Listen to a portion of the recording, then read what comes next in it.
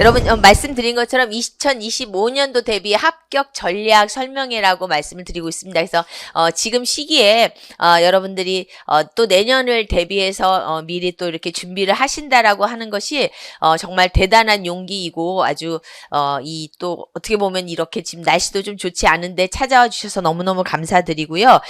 좀 핵심되는 내용 간략하게 말씀드리고 또 여러분이 마지막에 Q&A를 통해서 좀 질문 있으면 받는 것으로 하도록 하겠습니다. 그래서 제가 우리 영어 팀에 우리 권두걸이거든요.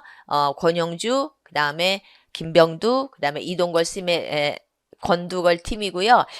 우리 팀에서 이제 전략적으로 어떻게 해서 우리 선생님들을 합격할 수 있도록 하는가에 대한 것을 좀 말씀드리도록 하겠습니다. 네, 그래서 개요 팀 커리큘럼, 그 다음에 이제 영교론, 일영문학, 영어학 이 순서대로 설명회를 하도록 하겠습니다. 그래서 우선 뭐 기본적으로 여러분 잘 아시는 것처럼 1차 시험일은 대체적으로 11월 말, 그래서 토요일 날 실시하고 있어요. 그래서 11월 25일 토요일, 올해는 이랬고, 발표일은 이제 여러분 며칠 이제 기다리고 있죠. 이 시험을 보신 선생님들은 12월 28일 목요일에 발표가 있습니다. 그리고 그 다음에 이제 2차 시험이 내년 1월 23일과 24일. 그래서 우리 이미 11월 25일 날 시험 본 선생님들은 그래도 한 2달 정도의 시간을 가지고 2차 준비를 하실 수 있었기 때문에 2차에 대한 대비를 잘 하고 계시리라고 생각을 합니다. 그래서 23일 날은 수업 실연 시험을 보고 24일 수요일 날은 면접 시험, 이렇게 해서 이틀에 거쳐서 시험을 보기 때문에 이제 어떤 지역에서 시험을 보는 선생님들은 대체로 그 지역에 하룻밤 묵으면서 23일과 24일을 대비하고 2월 8일 목요일에 예정이라고 써있는데 2차 발표일, 최종 발표일이 되겠습니다. 그러면 이제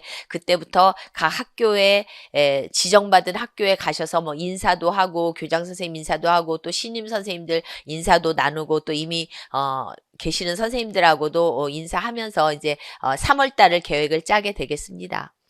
그 다음에 우리 1차 시험에 대한 이야기를 잠깐 드리면 뭐 아시는 분은 아시겠지만 그래도 기본적인 걸 좀 말씀을 드리면 우선 교육학과 그 다음에 전공 A와 B 이렇게 나뉘어서 있죠. 그래서 교육학은 60분이 동안 9시에서 10시까지 60분 동안 논술형으로 한 문항인데 그 한 문항 안에 이제 또 그 세부적으로 나눠진 한 4개의 문제 정도가 있죠. 그래서 총 20점이 되겠고요. 그 다음에 전공은 A와 B, 교육학, 교과 교육학, 그 다음에 교과 내용학. 그래서 우리가 보통 이제 영어 교육론을 교과 교육학이라고 하고 내용학은 뭐죠? 영어학과 일반 영어 문학 이렇게 나눠져 있습니다. 그래서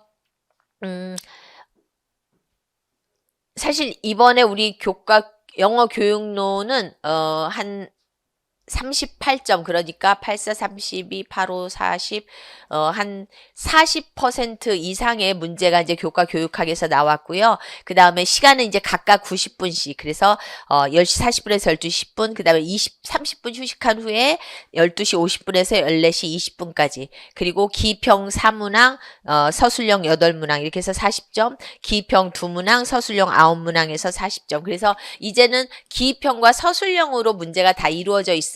그래서 여러분들이 기평 문제는 뭐 단답형으로 뭐 2글자 아니면 1글자 정도 쓰시는 거고 서울형이라고 잘못 났네. 서술형 문제는 보통 4줄이 나와 있죠. 그렇기 때문에 대체로 여러분이 우리가 한 줄에 한 12글자에서 13글자 정도가 나오면 맞다라고 이야기하거든요. 그래서 한 50자 내외로 쓴다 이렇게 생각하시면 딱 맞겠습니다. 그래서 저희가 올해 여러분들하고 같이 이제 2025년도 합격 전략을 같이 이야기를 이제 우리 선생님들하고 이렇게 나누면서 우리 교수님들하고 나누면서 이야기한 게 어떻게 하면 정확하게 답을 쓸 수 있는가, 그것에 대해서 한번 이야기를 해보자라는 말씀을 많이 드렸거든요. 그래서 여러분들이 아는 것은 하나이고 또 다른 하나는 답을 어떻게 쓰느냐예요. 그죠? 그래서 잘 알고 있으면서도 답을 못 쓰는 사람도 있고, 물론 내용을 몰라서 못 쓰는 거는 어쩔 수 없지만 내용을 잘 알면서도 답을 못 쓰는 것에 대한 대비를 어떻게 할 것인가가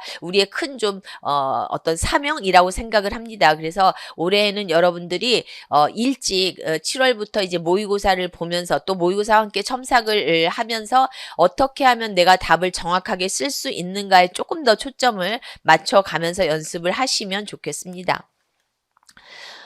네, 그래서 이제 전체적으로 보면 1, 2월에는 기본 이론을 여러분들이 습득을 하시고, 그 다음에 3, 4월에는 심화 이론, 그 다음에 5, 6월에는 이제 기출문제반, 연교론, 인력문학, 영어, 이제 이렇게 다 단과나 통합으로 이루어지고, 그 다음에 7, 8월부터는 여기 이렇게 나와 있는 것처럼 7, 8, 9, 10, 11월까지는 모두 다 통합으로 운영을 하고 있습니다. 그 다음에 11월 2주차는 파이널 모의고사라고 해서 교육학까지 같이 시험을 봐요. 그래서 올해도 2회는 진짜 교육학같이 과 똑같이 실제 시험과 똑같이 교육학 1시간 보고 그 다음에 전공 A, 전공 B 이렇게 해서 교육학 선생님에게 의뢰를 부탁을 드려서 점수까지 이렇게 받도록 했거든요. 그래서 총점을 받으실 수 있도록 그래서 내가 어느 정도 이렇게 좀 점수를 받을 수 있는가 라는 것을 좀 한번 실전과 같은 어떤 대비의 마음으로 이렇게 연습을 하실 수 있도록 하였습니다. 그리고 7, 8월, 9, 10월에는 모두 다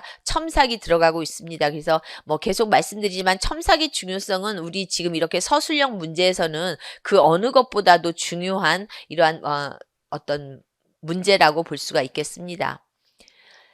네, 그 다음에 이제 7월, 제가 미리 말을 했네요. 7월부터는 통합반 운영하는 이유를 이렇게 여기서 이제 썼는데, 7월부터는 우리가 모의고사 형태로 보기 때문에, 문제를 그냥 통합적으로 보고 있어요. 그래서 영교, 인령, 영문학을, 영어학, 까지를 실전 문제와 거의 유사한 어떤 그 문항수 또 문제 비율 해가지고 시험을 보기 때문에 통합반으로 운영을 하고 있습니다. 그래서 여러분들이 1월부터 6월까지는 뭐 내가 뭐 영어학이 부족하다면 영어학을 조금 더 인령을 더, 뭐, 연교론을 더, 이런 식으로 이렇게 이제 공부를 개별적으로 하시고, 그것을 이제 7월부터 8월, 9월, 10월, 11월까지는 통합적으로 해서 여러분들이 한번 내가 그동안 공부했던 것이 제대로 가고 있는지. 왜냐면 여러분 7월부터도 충분히 시간이 많아요. 그래서 여러분들이 7월부터 또다시 그 어떤 첨삭을 받으면서 내가 부족한 부분이 이런 부분이구나. 그럼 또 그 부분에 가서 조금 더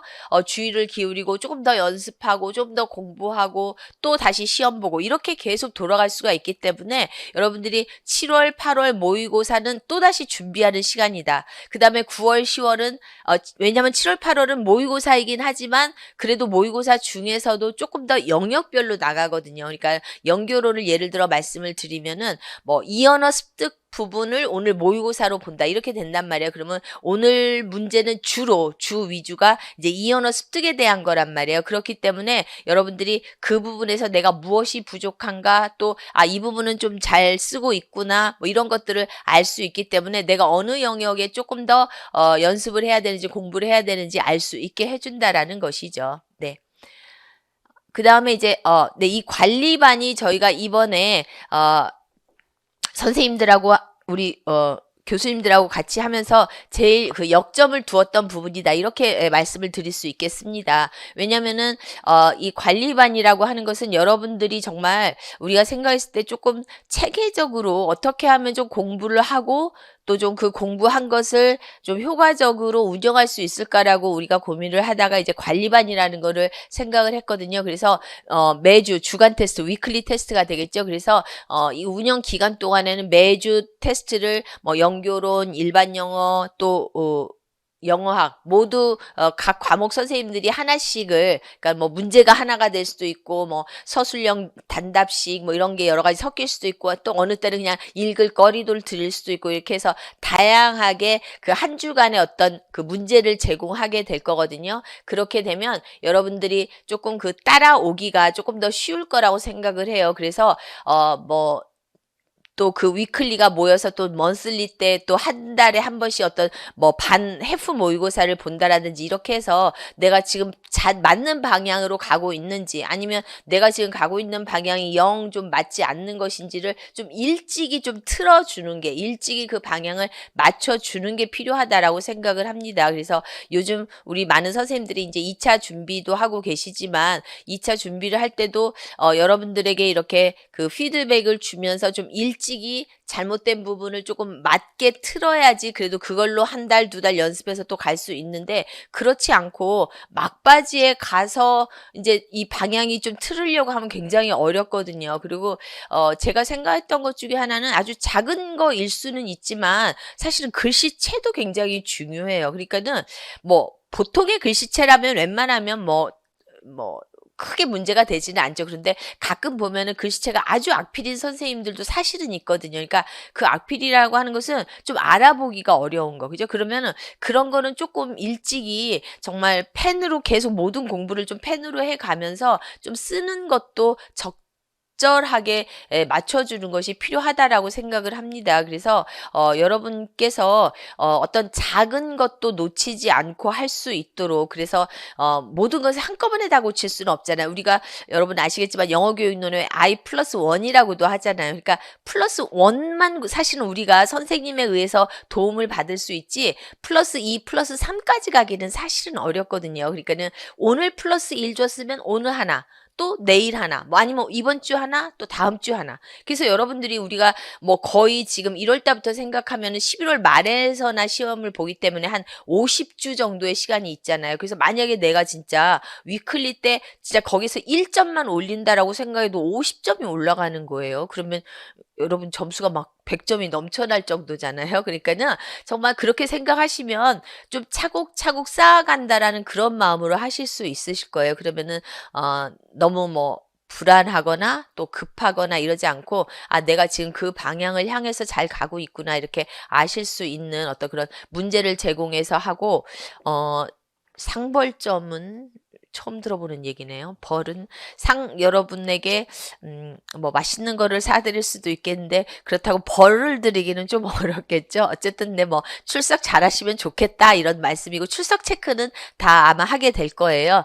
뭐 조교 선생님을 통해서든지 아니면 뭐 학원 선생님을 통해서든지 그죠. 그리고 또 채점과 첨삭을 또 매번 해드릴 것이고 저희가 이번에 그래서 권두걸 그 카페를 하나 네이버에다가도 개설을 했어요. 그래서 여러분들이 네이버 카페란에 권두걸 영어 팀을 하면은 나올 거예요. 그럼 거기에 이제 문제 올린 것을 여러분들이 뭐 인강으로 하시는 선생님은 거기에다가 답안을 올릴 수도 있고 하는 어떤 방법을 지금 만들고 있거든요. 그래서 그런 식으로 해서 채점 첨삭을 제공해 드릴 것이고 또 필요하다면 스터디 그 안에서 또 스터디를 하고 또 아까도 말씀드렸던 것처럼 종종 보면 여러분들이 스터디는 굉장히 열심히 하는데 그 스터디가 좀 방향이 잘못되는 경우가 많이 있어요. 제가 간단한 한 예시를 하나 드리면 예전에 한 5명의 선생님이 스터디를 했어요. 그런데 그 중에 한 선생님이 저한테 와서 이제 약간 상담을 하더라고요. 뭐였냐면은 우리 스터디에서 하는 공부에서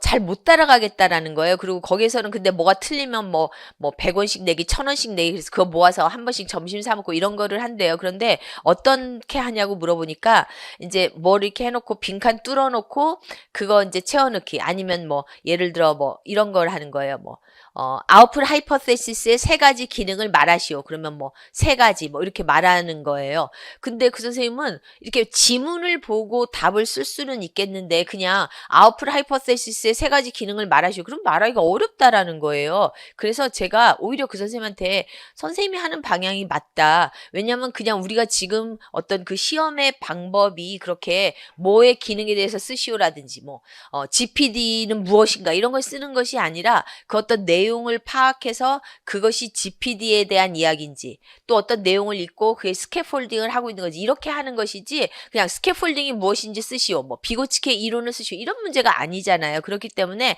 제가 그 선생님 보고 선생님 방향이 맞다. 그러니까 걱정하지 말고 그냥 공부를 해라 이렇게 이야기를 드렸거든요. 근데 정말로 이거는 그냥 하는 말이 아니라 웃기게도 그 한 5명 팀에서 그 선생님만 합격하고 나머지 4 선생님은 다 안 됐어요. 그러니까는 약간 여러분들이 스터디를 하더라도 좀 맞게 스터디를 할 수 있도록 그렇게 하는 방향이 저희가 좀 원하는 그런 방향이 되겠습니다.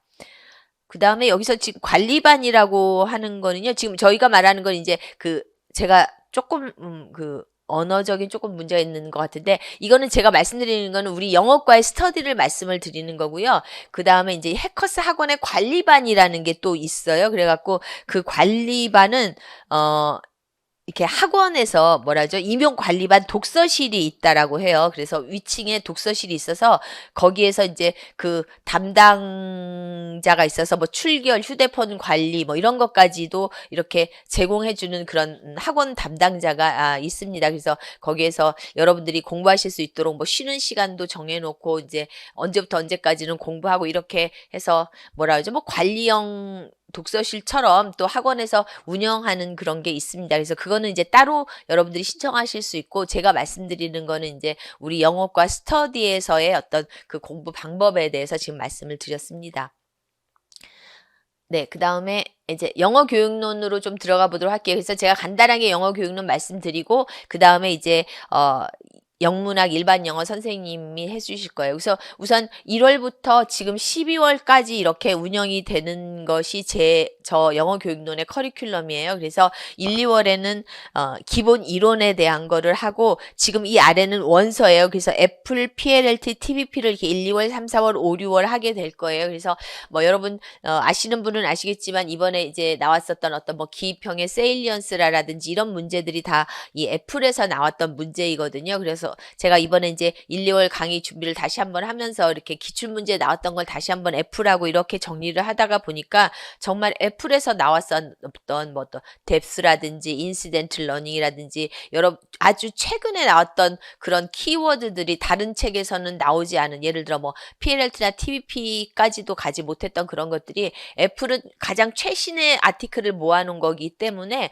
이 애플에는 굉장히 그런 여러 가지 다양한 용어들이 많이 나옵니다. 그래서 아마 여러분들이 좀 애플 책을 읽으면서는 그 어떤 아티클을 읽는 방법, 또 아티클을 통해서 배우는 재미, 그런 것들을 좀 익히실 수 있으실 것 같습니다.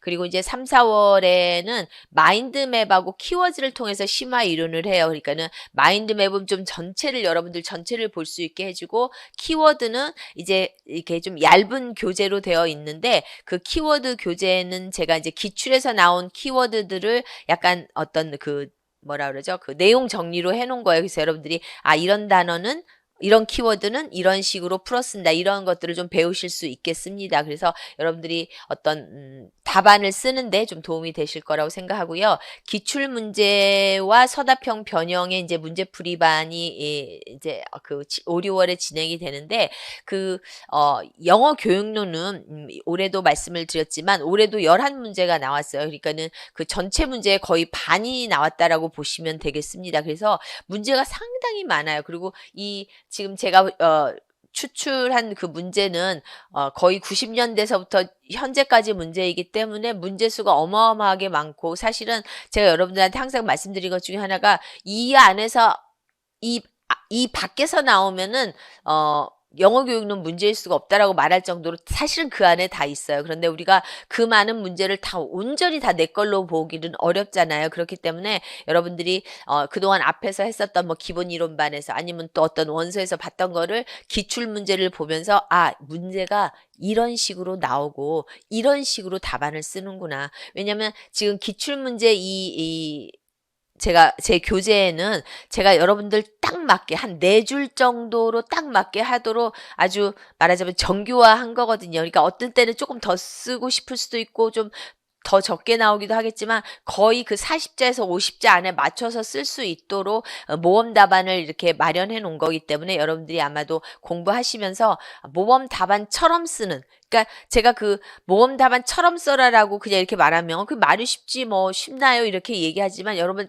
계속 생각을 하시면요, 뭔가 그 실제 내용도 중요하지만 모범 답안처럼 보이는 것도 중요해요. 그죠? 그렇기 때문에 그 점수 채점하는 선생님들이 문제를 낸 사람하고는 다른 거잖아요. 그러니까 문제를 낸 교수들은 따로 있고 채점하는 분들은 중고등학교에서 차출된 선생님들 몇백 명이 채점을 하는 거거든요. 그러니까는 내가 그 문제를 온전하게 다 이해해서 사실 채점하는 거는 아니라고 보아요. 그죠? 그거라기보다는 어떤 모범 답안에 있는 것을 대략적으로 뭐 암기하거나 아니면 어느 정도 숙지를 하고서 채점하는 거기 때문에 모범 답안과 거의 유사해야 점수를 주는 거거든요. 그렇기 때문에 요즘 문제 나오는 것처럼 무엇을 아이덴티파이 하라 그러면 그 아이덴티파이 하는 영역 먼저 뭐 1점, 2점 이렇게 나가고 그 다음에 키워드 나오는 내용들 집어넣고 이런 식으로 답안이 돼야 되거든요. 그래서 우리의 진짜 올해의 어떤 목표, 핵심 분야는 어떻게 하면 모범 답안처럼 쓸 수 있는가. 내가 모범 답안처럼 써서 정말 만점 영어 교육론을 받도록 하는 것을 목표로 그렇게 생각해 주시면 되겠습니다. 그렇게 하고 이제 7, 8월, 9, 10월은 아까 말씀드렸던 것처럼 영역별 모의고사와 실전 모의고사가 있고 그다음에 중요한 것은 이제 첨삭이 되겠습니다. 그죠? 그래서 첨삭이 들어가고 이제 다 마치고 나서는 지금 하시는 것처럼 수업 실현하고 심층 면접을 12월 2차 대비로 하면은 네, 이렇게 최종 합격까지 가실 수 있겠습니다. 그래서 이제 조금 그 기본 내용에 들어가서 제가 이제 이런 것들은 여러분들하고 상담을 하면서 제가 생각했던 몇 가지 부분을 이제 요약한 거예요. 그래서 첫 번째 이제 문제점, 왜 안 될까? 왜 시험에 자꾸 안 되나? 아니면 왜 답안을 제대로 내가 쓰지 못하나 했을 때 첫 번째 문제점은 아직도 예전에 암기식 공부 방법에 매달려 있나요? 이렇게 썼어요. 그러니까는 여러분들 공부하는 거 보면 아직도 암기식 공부 방법, 아까도 말씀드렸던 것처럼 뭐 구멍 뚫기를 해서 한다라든지 아니면 뭐는 뭐다 이런 식으로 절대로 그렇게 해서는 되지 않는다라는 거죠. 그게 왜 그렇게 되냐면 지금의 어떤 우리 그 시험 문제 21세기의 여러분 시험 문제예요. 그러니까 여러분들은 21세기의 교사가 될 사람들이에요. 그리고 학생들이 21세기의 학생들이라는 거죠. 예전처럼 오디오 링규얼식으로 해서 암기해서 여러분 예전에 그 오디오 링규얼 ALM에서 공부할 때는 어떻게 했습니까? 그냥 문항이 아니라 그냥 어떤 다이얼로그도 How are you 하면 I'm fine, thank you, and you 이렇게 됐잖아요. 그래서 우리 맨날 하는 얘기로 뭐 어떤 사람이 미국 가서 막 교통사고 나서 막 피를 질질 흘리면서도 경찰이 와서 How are you 하니까 I'm fine, thank you, and you 이랬다 그러잖아요. 그러니까 그런 식의 공부는 이제 더 이상 의미가 없다. 이렇게 보실 수 있겠습니다. 그래서 그런 암기식 공부 방법이 아니라 이제는 어떤 문제 해결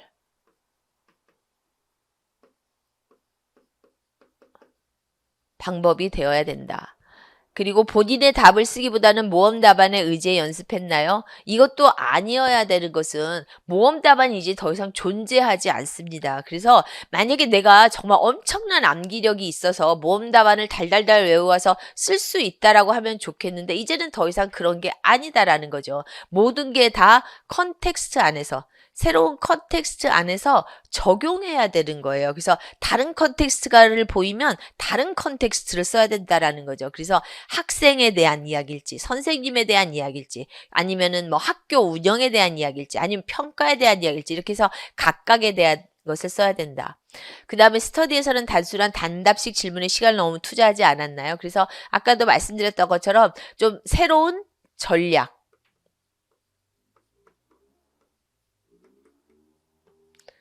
왜 요즘 많이 떠도는 이야기 중에 예전에 뭐 아인슈타인이 예전과 같은 방식으로 하면서 내년이 달라지기를 기대하는 거는 insane, 뭐 미친 짓이다, 뭐 이렇게 이야기했다라는 그게 진짜 아인슈타인 이야기인지 모르겠지만 그런 격언이 있잖아요. 그런 것처럼 같은 방식으로 해서는 1년, 2년, 3년 똑같이 해도 안 된다라는 거죠. 제가 좀 전에도 우리 선생님들하고 잠깐 이야기를 나눴었지만 내가 그냥 세월이 간다라고 해서 그냥 합격하는 것이 아니라 만약에 같은 3년을 보냈다라고 하더라도 좀 더 진짜로 공부하는 우리가 뭐 요즘 오센틱이라는 이야기를 하지만 진짜 전체를 이해하고 또 그 디테일에 들어가서 내가 진짜 아는 공부를 했던 사람과 그냥 급해서 단답식으로 뭔가를 막 구멍 뚫기를 외워서 그 내용에 대한 이해도 없이 막 그냥 그 어떤 뭐 말만을 이렇게 외워서 답안을 쓰는 그런 걸로는 이제 더 이상 안 된다라는 거죠. 그래서 제가 그 예시로 우리 이번에 그 세일리언스가 단답형으로 나왔을 때 선생님들 이렇게 얘기를 들어보면은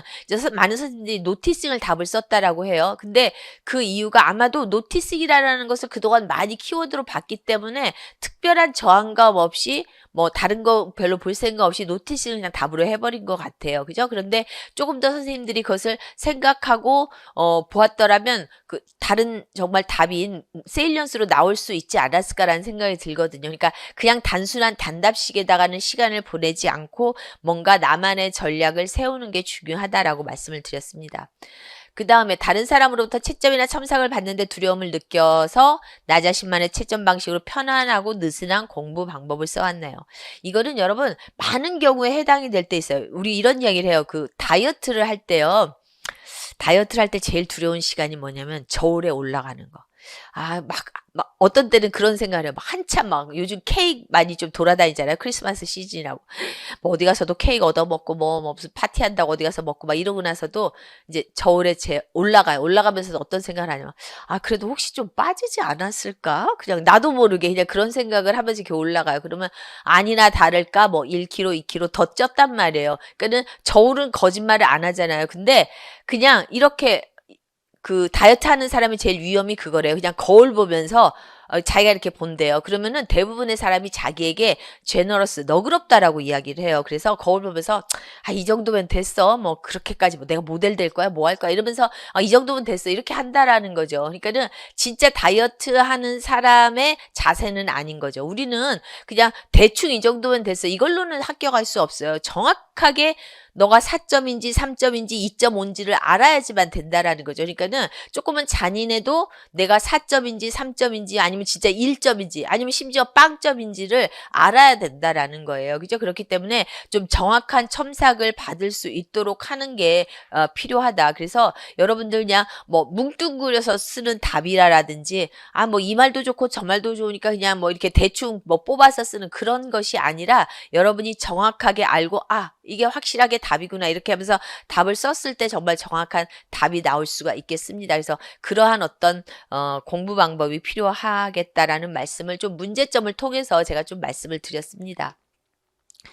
네. 아이고.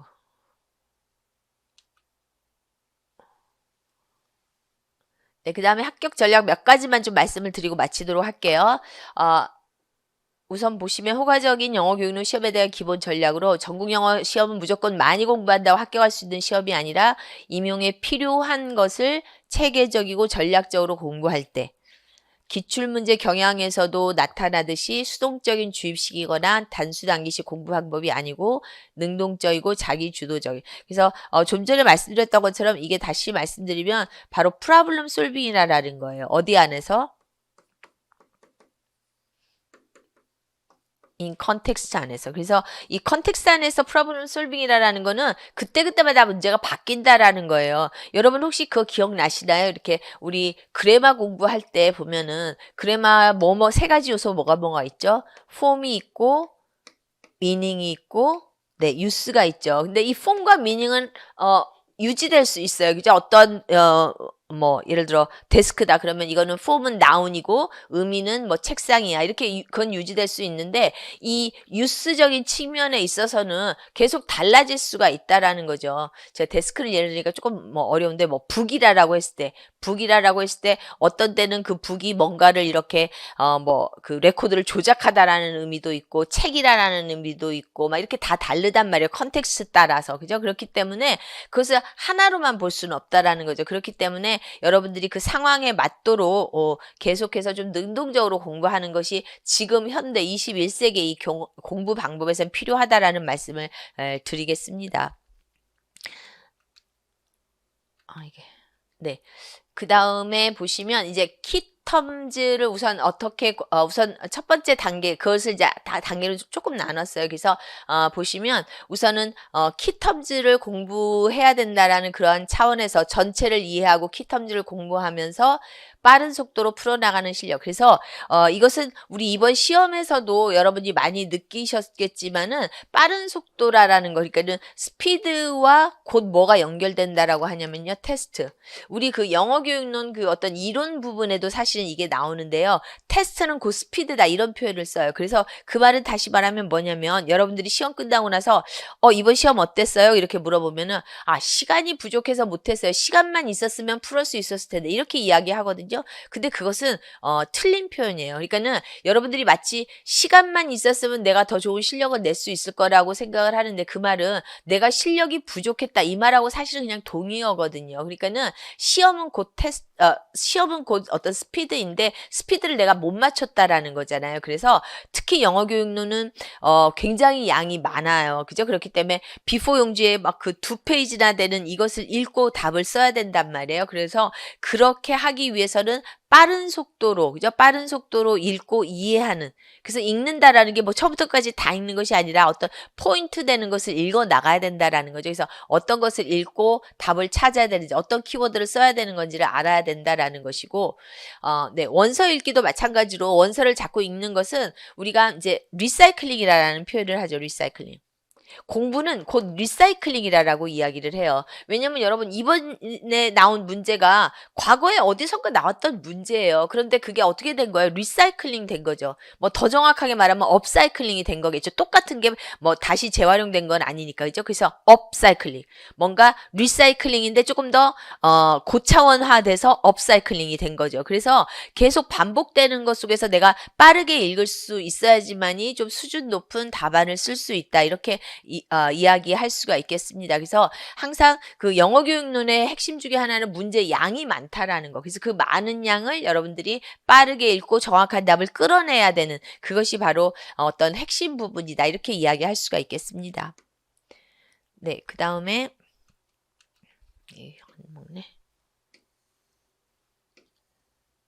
우리가 또 하나 이제 보셔야 될 게 바로 기출 분석이다라는 것이죠. 그러니까는 기출 분석은 지금 말씀드린 것처럼 철저한 기출 분석 분석을 통하여 서술형과 기입형 문제풀이에 대비하도록 해야 하고, 그리고 기출 문제 본문을 분석하면 그 안에 모든 영어 교육론의 핵심 내용들을 파악할 수 있고, 또 기출과 변형 문제를 풀면서 다양한 문제 유형에 대비하여 정확하게 글로 표현하는 연습을 한다. 그래서 몇 번 계속 강조하지만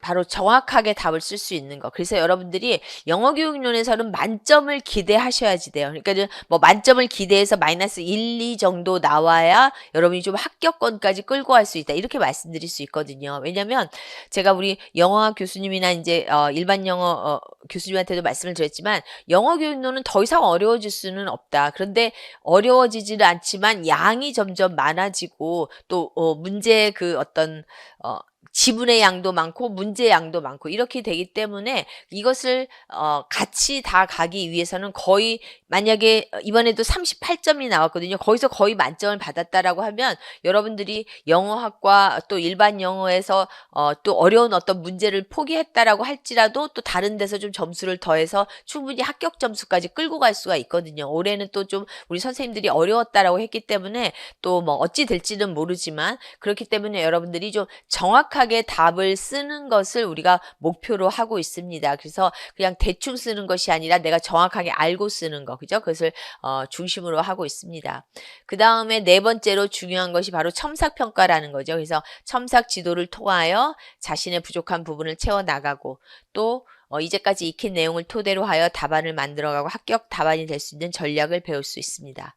그 다음에 모의고사 문제를 풀어보고 개별적으로 자신의 단점을 정확히 파악하고 개선할 수 있습니다. 그래서 뭐 앞에서도 말씀을 드렸지만 바로 첨삭이라고 하는 것이 바로 여러분을 성장시켜 주는데 도움을 드릴 거라고 저는 자신합니다. 왜냐하면 많은 합격하신 선생님들이 항상 수업에서 어떤 점이 제일 도움이 되었냐라고 하면 뭐 누가 뭐라고 해도 첨삭이라고 말씀들을 많이 하시거든요. 왜냐면은 첨삭이라고 하는 것은 그냥 여러분들이 뭐 그냥 줄 수 있는 건 아니거든요. 왜냐하면 여러 해의 경력이 있었고, 또 그동안 합격한 선생님들의 어떤 합격한 선생님들과의 어떤 그런 상호작용을 통해서 어떠한 그 답안이 합격권에 갔는지를 알기 때문에 줄 수 있는 거거든요. 그래서 제가 그동안 이제 그 합격한 선생님들의 어떤 그런 데이터 같은 것들을 가지고 있기 때문에 이렇게 됐을 때 합격한다, 이 정도 썼으면 합격한다라는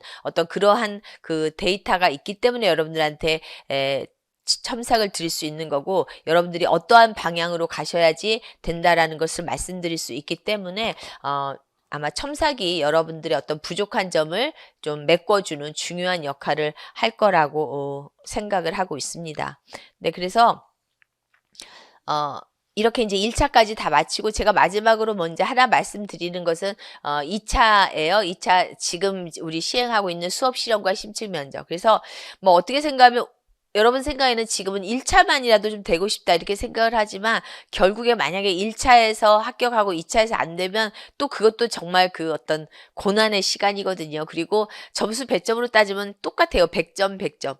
합해서 200점이 이제 최종 합격까지 가는 거거든요. 그렇기 때문에 우리가 사실 1차 합격까지 가는 길이 정말 힘들긴 힘들죠. 뭐 한 10대 1 이 정도의 요즘 그래도 많이 낮아져서 한 10대 1 정도의 경쟁률을 뚫고 내가 1차에 합격을 했어. 그러니까 한 10명 중에 1명이 됐단 말이에요. 여기 우리 10명이 있다라고 하면 1명, 100명 있다라고 해도 10명이 이제 1차 시험에 합격을 했단 말이에요. 그런데 2차에서는 또 1.5배수. 그러니까 만약에 우리 이 지역에서 한 10명을 뽑는 지역이다. 그럼 15명이 이미 뽑혀 있는 거예요. 그래서 5명이 떨어지고 10명만이 합격하고, 그죠?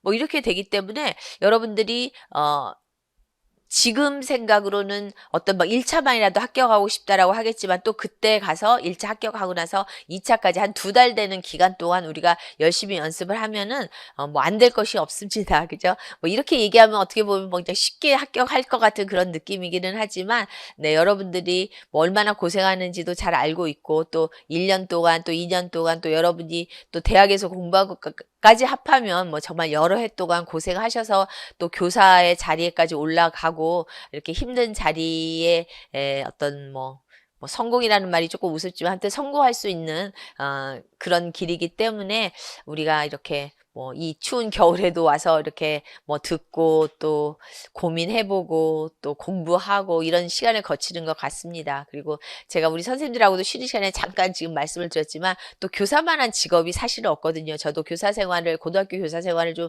했었지만 교사 생활은 교사 생활이라보다도 교사라고 하는 직업은 어떻게 보면은 자기의 그 역량도 좀 키우면서 또 독립적으로 할 수 있는 직업이면서도 또 한편으로는 또 여유를 가질 수 있는 직업이기도 하기 때문에 직업이면서도 여러분의 그 어떤 삶을 좀 윤택하게 만들어 줄 수 있는 부분이 있지 않나라고 생각을 합니다. 그래서 여러분의 어떤 앞날에 좋은 일이 있기만을 기대하고 있겠습니다. 그럼 저는 여기까지 마치도록 하고요. 그 다음에 이제 우리 일반 영어 김병주 스님이 그 다음 강의해 주시겠습니다. 감사합니다.